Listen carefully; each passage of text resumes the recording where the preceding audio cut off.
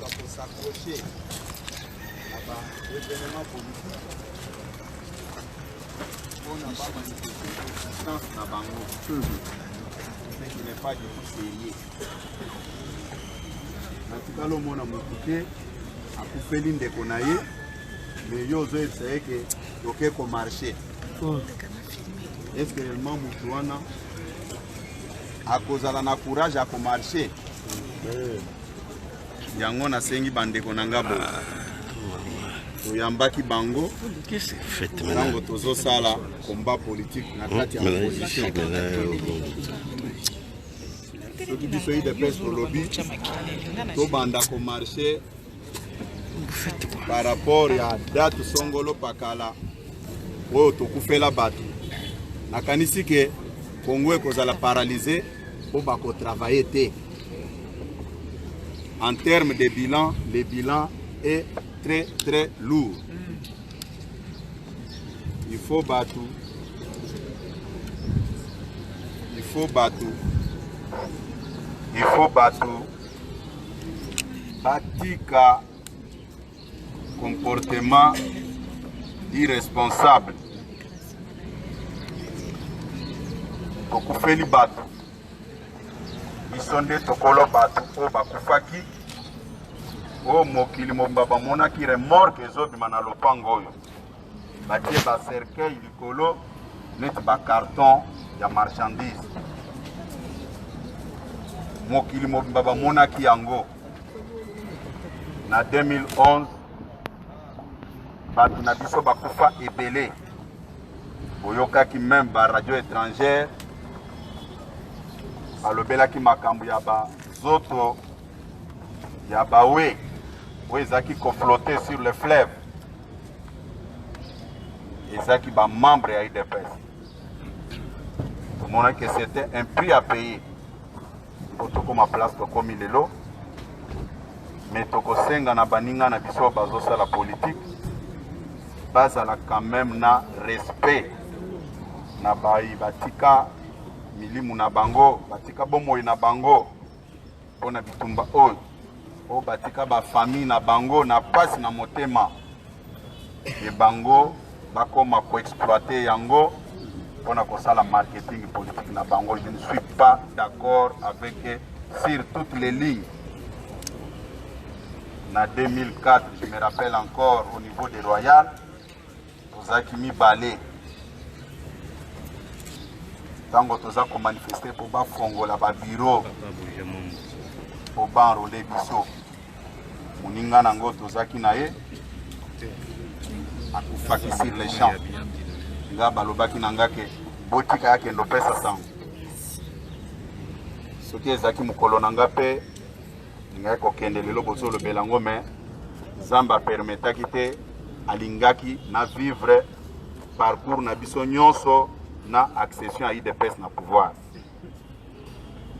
Et je ne suis pas d'accord na ba responsable politique oyo au lieu ya méditer mukolo wana kokanisa bande kona biso na kimia bazolo batozo sala marge na ebike ebele bako déformer message nanga bakolo bake parce que l'IDPS est arrivé au pouvoir bakomi koboya marge. Non, nous avons autorisé même les gens qui nous injurient basala makambo na bango bafinga biso et côté l'émissa engagement politique na bisoté.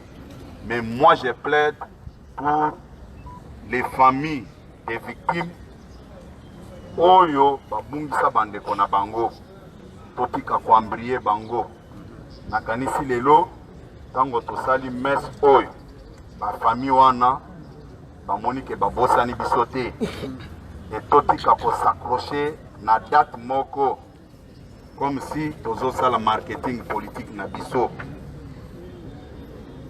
tozo kanisa batu nyonso. Et je sais pourquoi ebele balingi ko s'accrocher kana na date ya le 19 puisque bayebi ke période bazo sala mabe contre IDPS bango pe bazaki parmi batu wana, d'où il faut se soustraire na babiloko nyonso wana ko se focaliser na date moko. Non, toyebi bandeko na biso nyonso bakufa. Nayebi yango parce que na géré dossier wana. Je sais de quoi je parle. Au niveau du parti, nayebi très bien que ngamu na géré dossier wana. Nayebi ba victime nyonso biso to bungisa na parti. Puisque j'étais déjà aux affaires. Ce qui tolingi kozonga na bambulo nga zaki na affaire te. Ce qui tozongi le 16 février 1992. Vous allez encore interdire aux familles de ces victimes-là de ne plus se souvenir de leur mort. Est-ce que bakoyoke la biso? Bakoyoke la biso te. Nde yango tozolo baboy. Natangi makambo ebele na ba réseaux sociaux balobi IDPS abosani baza ba démon. Non. Biso to bosani te. Nous avons de l'expérience. 37 ans. Nous avons mené les combats dans un moment où la communication est difficile pour se faire entendre. Les lots, avec l'aide de l'internet, nous avons même à 1000 km à poster un message. Nous avons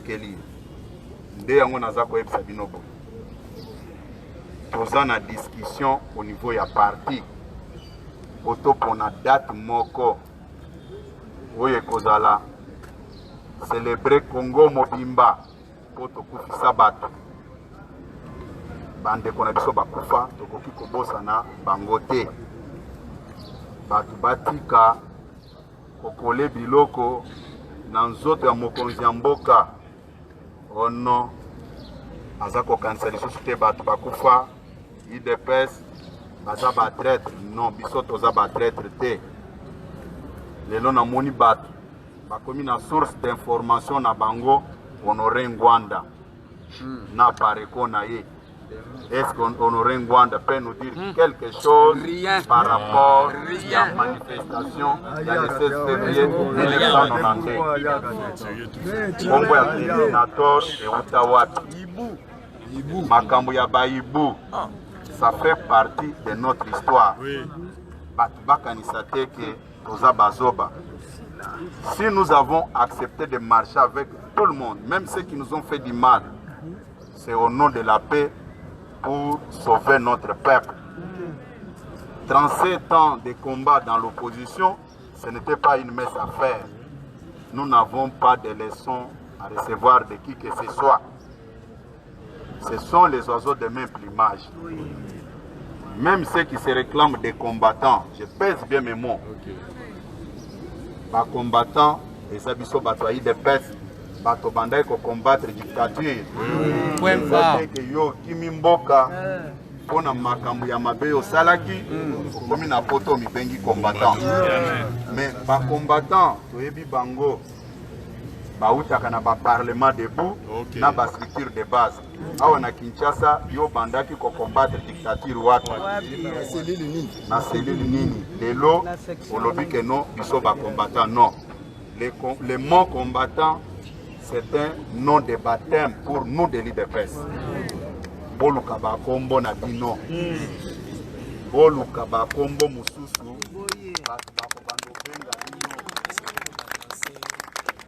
vous ne pouvez pas falsifier l'histoire.